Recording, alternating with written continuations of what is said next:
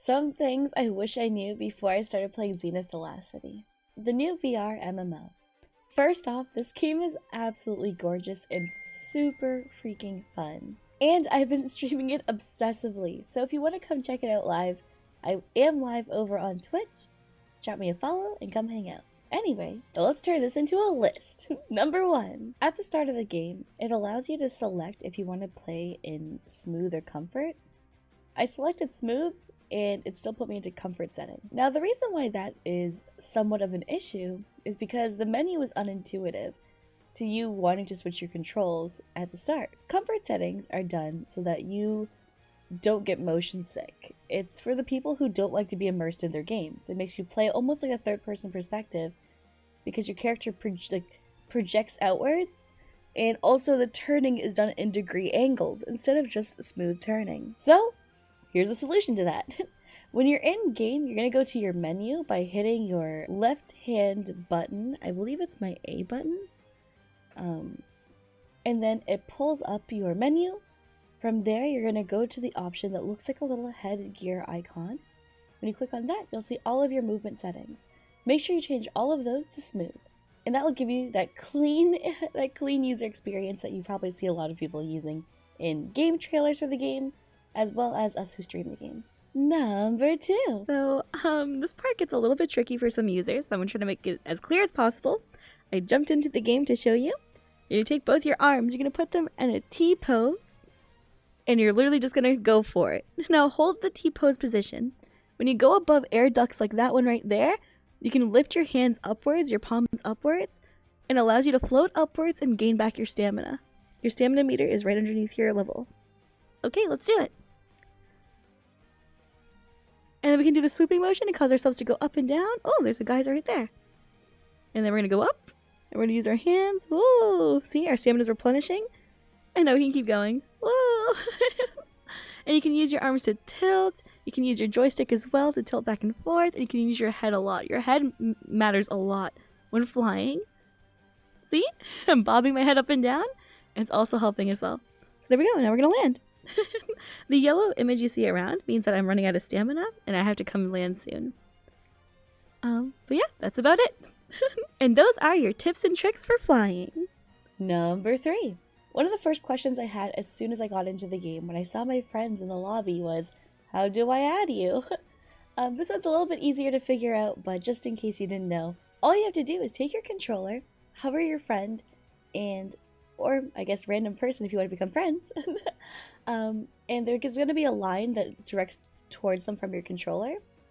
It will turn green, and once it does, you'll see a menu pop up. You can choose to invite them to your guild, or even invite them as a friend or to your party. Number 4. Something really important to this game is actually the world events and the dungeons. Though questing is a really solid way to build XP to level up, some of the most fun game content, and especially for those of you who love to XP grind, is actually taking on the challenges of the world events. They have reset cooldown timers on them, so you can always just look over to see when it's currently in action or when it's about to reset to know if you completed or failed the challenge. The important thing to note is that even if you join late to the challenge and you're sprinting over there and it's already begun, it still counts as you participating in being a part of the challenge / world event. Number 5. Swimming. Though I haven't encountered that much swimming in the game except for the initial area, if you do breaststrokes, which is where you take your 2 hands and you push them outwards from your chest to your sides, in almost scooping motions, you actually get to move faster. You can build momentum and swim really fast. You can also bob your head in and out of water. The longer you're underwater, the more stamina you deplete, which means you're drowning. So keep that in mind. Also, if you're looking for mushrooms, you can find them usually by bodies of water, such as the sewers in the starting area. Number 6. My personal favorite class to play is the Mage Healer.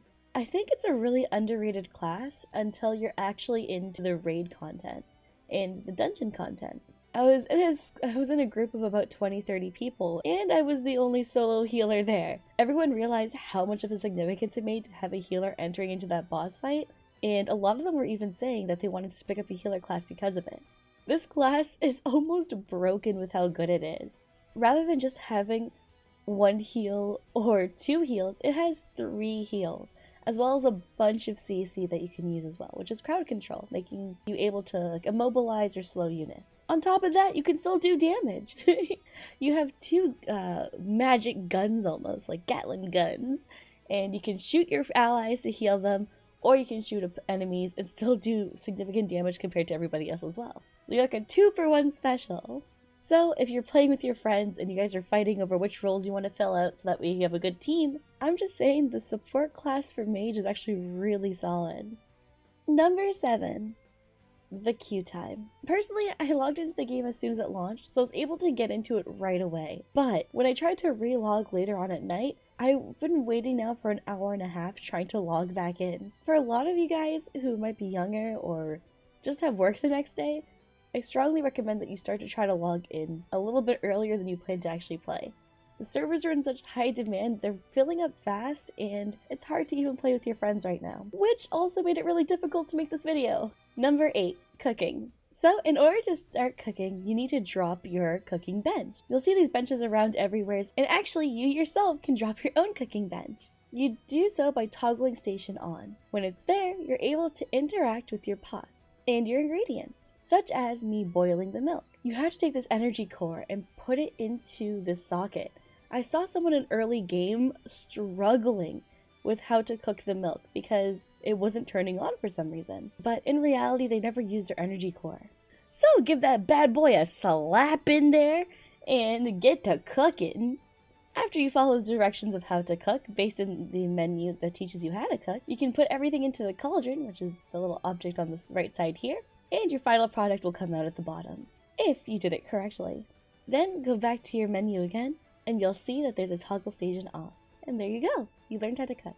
Number 9, it's another thing cooking related. How to learn a recipe. Oh my god, my friends and I stood there for 5 minutes like dummies trying to figure out how to learn a recipe. You take the book from your inventory, you drag it out, and you hold it to your face. Then a yellow icon circle appears and slowly starts to go around. When it fully completes, you've like fully read the recipe and you've now learned it, which probably would have saved me quite a few minutes of how do I read moments while playing. Number 9. I kinda wish I knew that the mouths didn't actually move when you talk in game. Though I hope they fix that in the future. It's a little bit ominous when you hear people talking to you and their mouths aren't moving. Especially someone like myself who gets really immersed into the game that I'm playing. I just wish I knew it sooner. So that way I wouldn't be thrown off when I look in someone's direction and they're just staring at me. And number 10. Something I wish I knew before I started playing was to follow Alicia X Life on Twitch. No, I'm kidding. Actual number 10, though, is which class is better? In reality, I think the flat-out answer is if you want to play as a solo class and be a lone wolf, the Blade Master is usually the right way to go. If you're looking to play with friends, or even just play with randoms who are in the lobby with you and just battle things out with other people as you venture across the lands, that's more of the Mage style. Both are super solid to play as, but I think that Blade Master tends to be a better either initiating class or solo class. Personally, I love people, even if it's random people, so I like playing Mage classes in particular for that reason. Also because guns go brrr! Alright, that's my list. I hope you guys enjoyed the video. Make sure to stick around the channel for more Zenith content.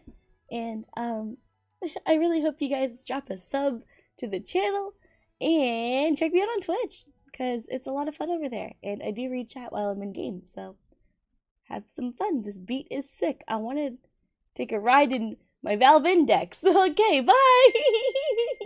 Oh, and leave a comment below. Are you going to try Zenith out and or watch me live on Twitch?